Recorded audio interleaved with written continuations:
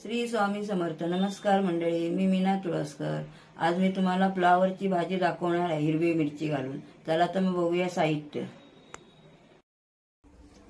हा बघा, हा फ्लावर आहे, मी उकडून ठेवला आहे. पाव किलोच्या वर आहे, उकडून ठेवला. मीठ काही घातलेलं आहे, नुसताच उकडून ठेवला आहे तो. त्याच्यामध्ये फोडणीसाठी कांदा, 3 कांदे आहेत मध्यम आकाराचे. हे 4 मिरच्या आहेत, बारीक करून ठेवले आहेत मधून चिरून.